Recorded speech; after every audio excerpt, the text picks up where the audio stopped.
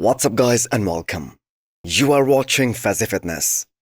So if Greg O'Brien, the guy who just made news by making those very insensitive remarks about Andrea Presti after Poland Pro, so had he placed top 3 or even top 5 at Poland Pro this year, him calling out Andrea Presti or the judges, that would have made some sense. Now, if Von Pradels had he said that he disagreed with the results because the proportion of Presti top to bottom, they were not impressive, or that his legs, they weren't up to the par, that probably would have been justified. Now, Presti's response towards Drago, that is funny, and it's also very logical. Drago himself admitted that he was off big time at Poland Pro this year. So my question is, what did he get out from putting out such a harsh stance? That is simply not understandable.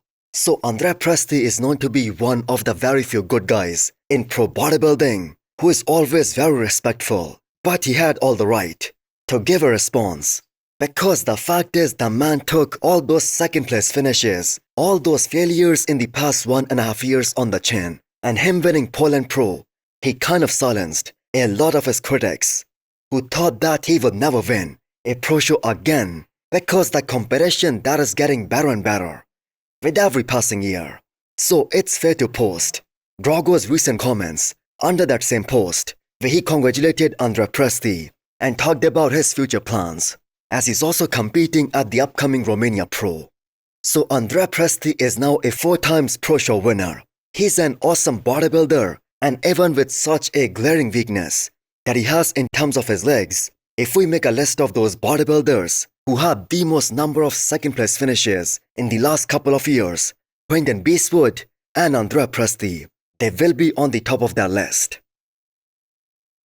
Before you scroll or blink too hard, have you subscribed yet? Please don't make me bring out the emotional blackmail. Hit that subscribe button and turn on the bell icon.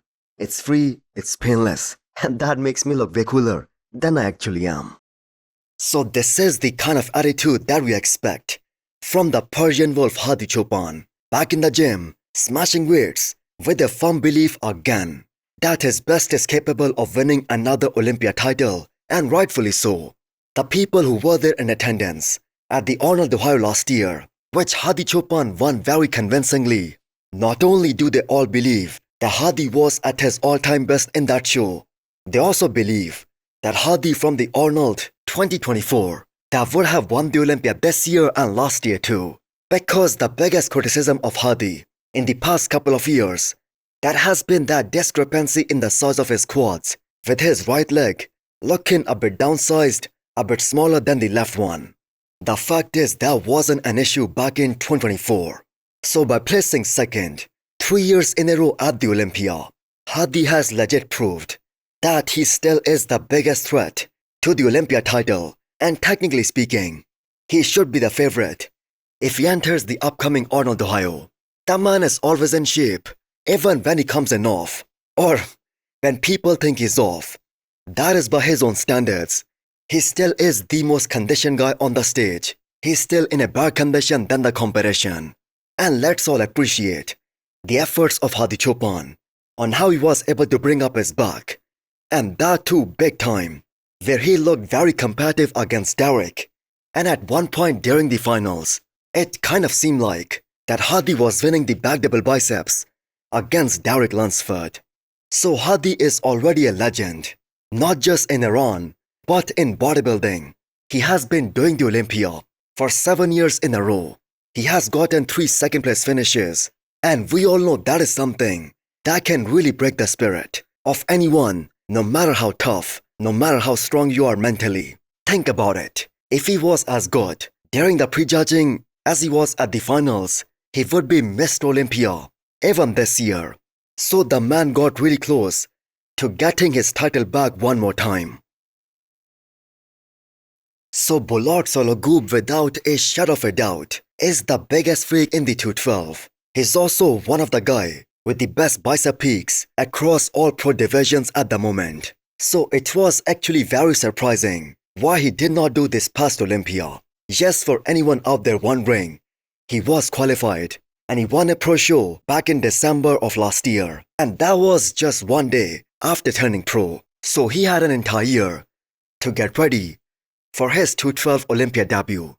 Now, he has kind of a blocky looking physique compared to the guys who cracked top 4 at the Olympia this year. But if we look at Angel Calderon and his physique, he also isn't very aesthetic. He's a freak of nature by every standard, and he has had such a successful career in the 212 class already, solely based on his thickness, his muscularity, and the kind of conditioning that he brings every single time.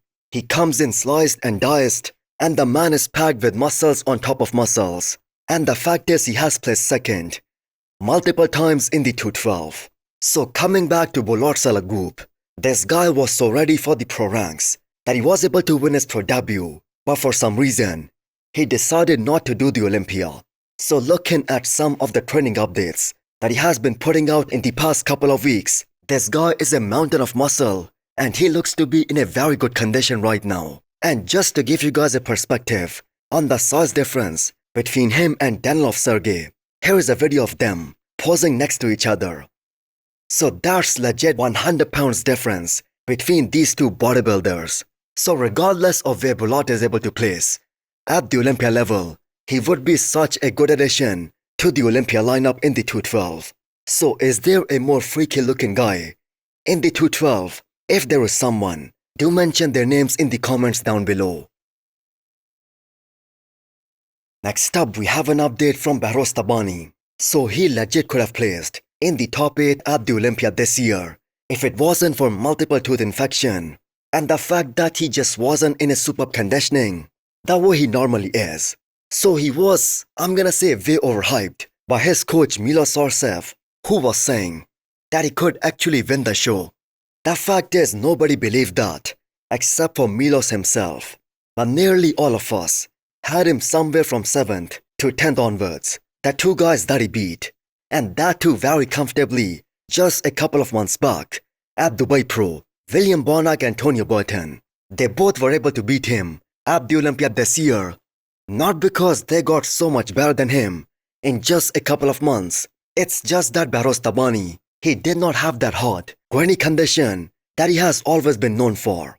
So the question is, can he win big shows like the Arnold or the Olympia?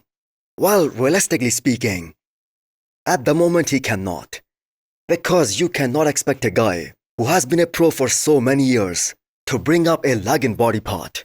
He knows everything about training, and even after so many years, when you have a weak body part, which in Behrouz's case are his quads, chances are that he will always be playing catch up in terms of his lower half compared to his upper body. But the fact is he can compete multiple times every year and he can keep on adding more pro wins to his resume while at the same time bringing up his legs. So he won Dubai Pro, which was the 3rd biggest show of the year in terms of the prize money. He won 140 grand, tax-free, and he's now a 2 times Dubai Pro champion.